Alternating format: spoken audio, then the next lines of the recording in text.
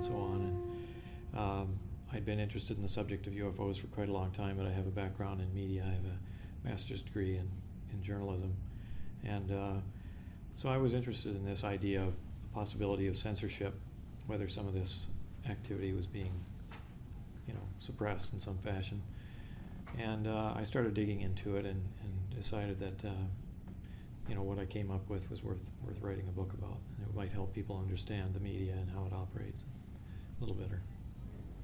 So you're saying there's actually media cover-up, is that correct? Well, yeah, I think there is. I think it doesn't originate from the media, but I think the policy of the U.S. government, certainly at least since 1953, probably before that, is to discourage the media from covering the subject in any serious way. So how did the whole cover-up start? Well, I guess you could go back to World War II in a sense, because there were UFO sightings during World War II. They called them Foo Fighters at that time. And at that time there was censorship of the media because of the war. So I think a lot of those cases were suppressed in that fashion because of military reasons perhaps, or just maybe uncertainty as to what was going on. There was a brief interval after World War II when the media was relatively free. The official censorship apparatus was, sort of dissolved because the war was over. And at that time, in the late 40s and early 50s, of course, is when there was an enormous amount of press coverage of this subject.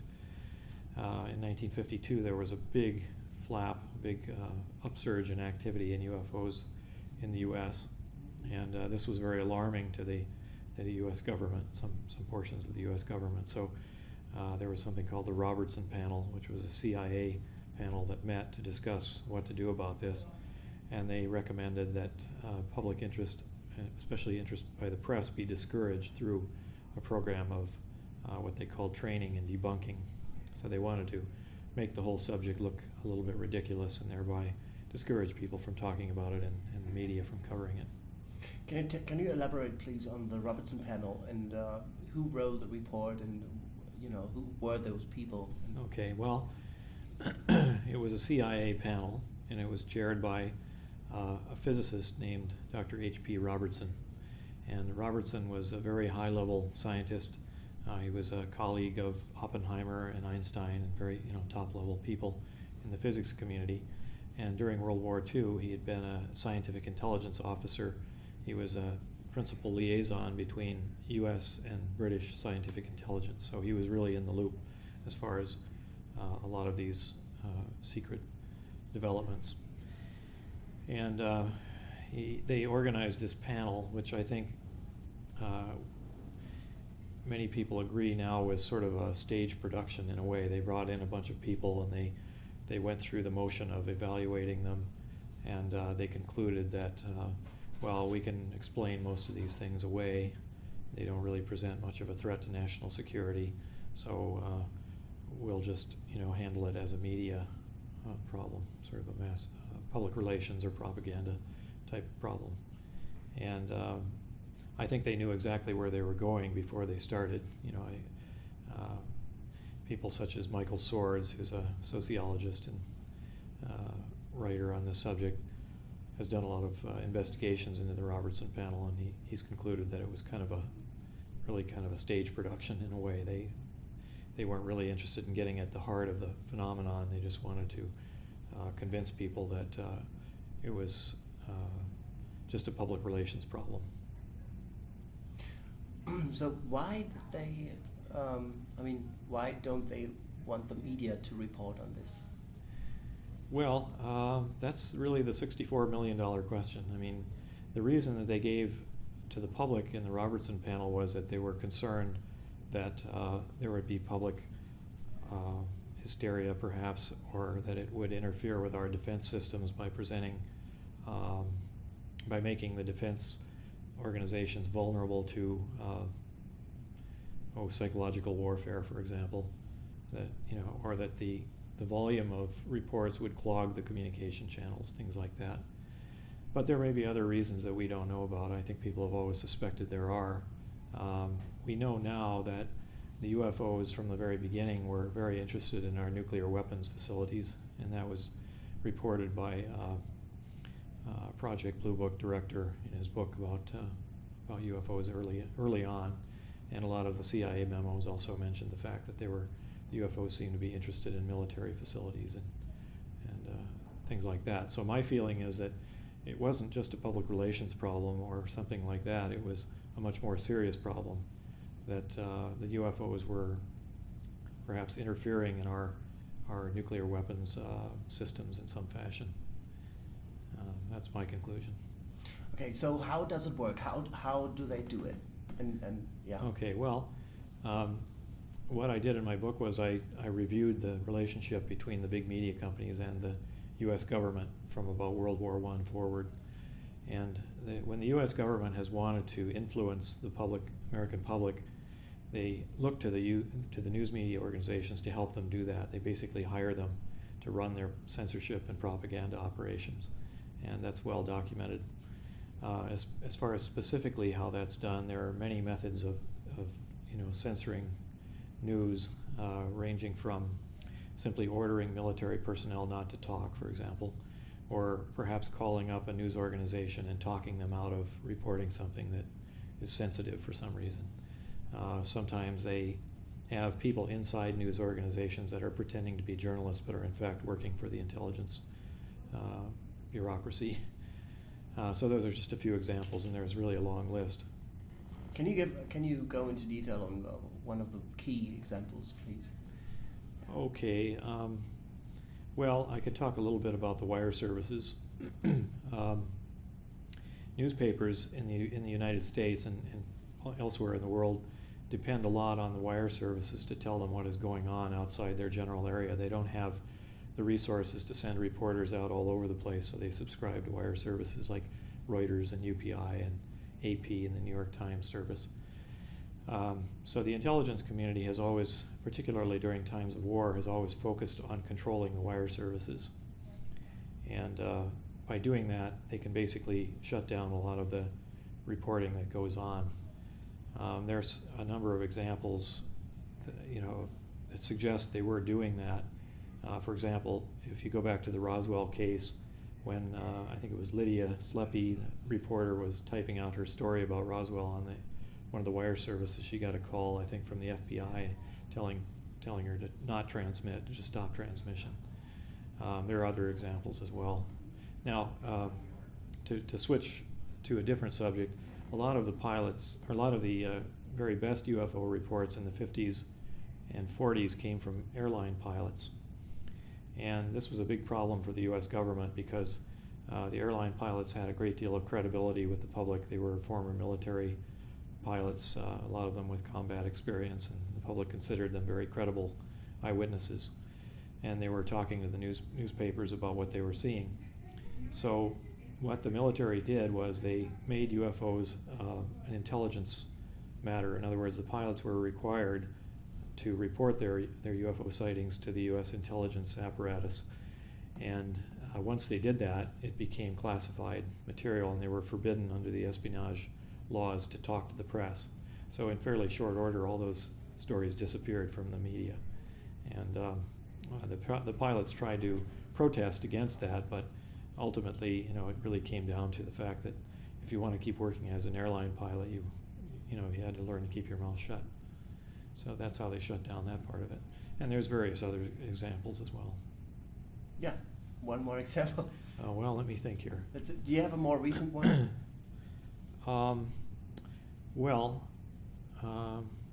This really involves both propaganda as well as censorship, but in the mid-1960s and again in the mid-1970s, UFOs were reported over the ICBM complexes in the United States.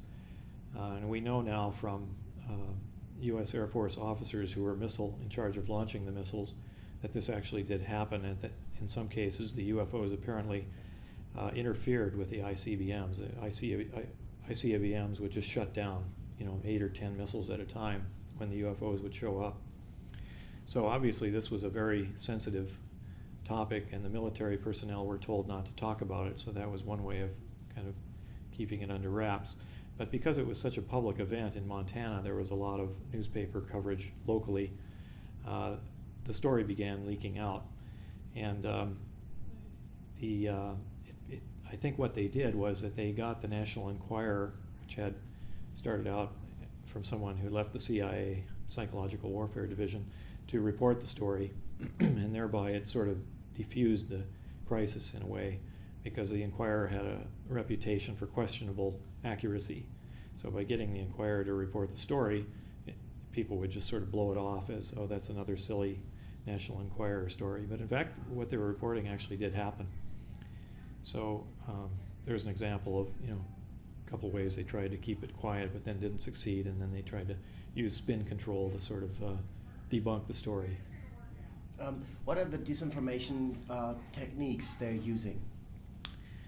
Well, there's quite a few, but typically if there's a sighting, they try to explain it away as something fairly prosaic, such as the planet Venus or a weather balloon or something like that. That's a very typical way the Air Force has handled the problem. But I think they inject a lot of information to confuse the public. For example, there was a report released by the CIA several years ago that claimed that most of the UFO sightings in the 50s and 60s were due to spy planes such as the SR-71 and the U-2. Well, that's really kind of a questionable assertion, because the spy planes didn't behave at all like what people were reporting at the time. So this raised a question in the minds of some investigators, and there's a scientist by the name of Mark Rodiger who actually went to the Air Force Project Blue Book personnel, or one of the former Project Blue Book officers, and asked him whether this was true, and he just laughed at it. He said, "No, there's no truth to that. We didn't. I don't think we ever received a single report that was due to a spy plane." So that's an example of how the CIA released this report, an official-looking report. The media picked it up and ran with it without actually checking to see whether there was any truth to it. So they get away with that all the time. They float these disinformation ploys, and it becomes part of the historical record. So can you just let's say name the companies or the institutions that are involved with disinformation from intelligence communities? Well, I think probably all the major news organizations are involved in this to some extent. The Church Committee, which was a Senate investigation back in the late 70s, investigated this and found out that the CIA had covert relationships with organizations such as Time, New York Times, Washington Post, all the major television networks, and a whole bunch of others. So by the mid to late 70s, the CIA and the news media were working together very closely. It was explained away at the time as being only a Cold War concern, but I think we know now that flying saucers or UFOs were very much part of the mix also. What about the international press?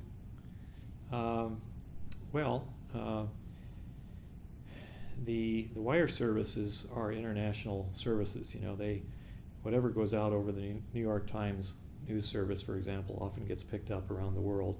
So in a sense, this propaganda or disinformation that's fed into the media goes international. So it does have an indirect impact.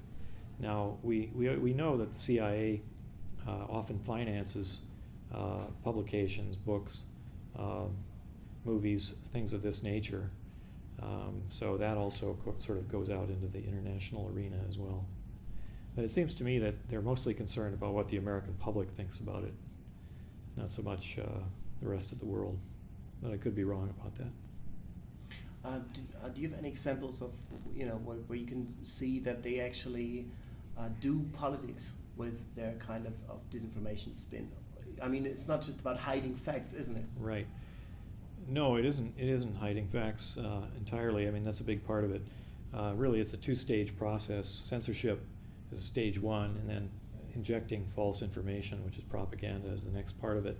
One of the more spectacular examples that I mention in my book is that in 1966, CBS television broadcast a program called UFOs, Friend, Foe, or Fantasy, and it was narrated by Walter Cronkite, who was a highly trusted news reporter at the time. He was once described as the most trusted man in America or something like that.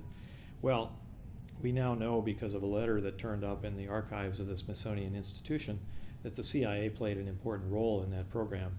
The program basically said that UFOs could all be explained away, and don't worry about it and all that, which was kind of the government's line from the 1950s onward. But this letter confirms that a member of the Robertson Panel played an important role in putting this CBS program together. So, and it's perfectly consistent with what we know about CBS, because CBS had a very close working relationship with the CIA and did a lot of favors for them on different kinds of topics, and UFOs were just one of those. So what is the situation today concerning CIA, disinformation, propaganda, and the mass media? Well, I suspect that things have not really changed very much. The CIA's budget is bigger, and according to one estimate, they spend about a third of it on propaganda and disinformation.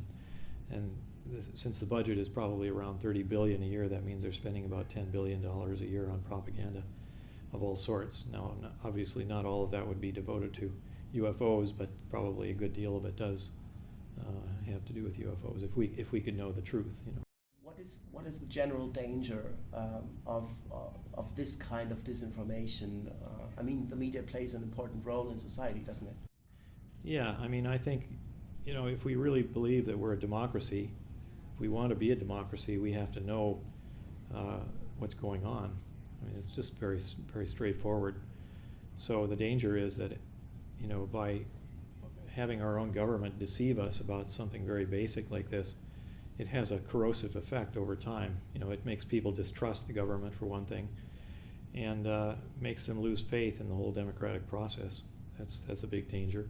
And there are other dangers as well. I mean, the public has to know where money is going, for example. I mean, if money is being siphoned out of the federal budget for covert activities of one kind or another, how do we know they're not criminal activities, for example? Or, that someone's just not setting up a private Swiss bank account somewhere or something like that. So it just seems to be common sense that we ought to have at least a good accounting of where our money is going and what it's being used for, and we don't have that anymore. Do you see any way how this system could be, come to an end? How we could end the disinformation, the secrecy, all of this? Well, I think some of the better avenues of approach are certainly the internet, for example. The internet is, I think, forcing the mainstream media or the corporate media to pay a little more attention to this subject, because they know from their polls and surveys that they're losing their audience to the internet. People know that they can get better information from the internet, so they're migrating in that direction. I think this sort of puts a pressure on the big corporate media companies to start reporting accurately what's going on. So that helps. I don't really expect that we can pressure the government to come out with any information. They're pretty conservative and very reluctant to change. So I think the change has to come from the bottom up. We just have to demand that both the media and the government be a little more accountable. And that's a very difficult problem and probably has to be attacked along a broad front, with different techniques. My last question, what's your bright vision of the future of mankind? My bright future? Bright vision of the future. Yeah. Like what you want? Yeah.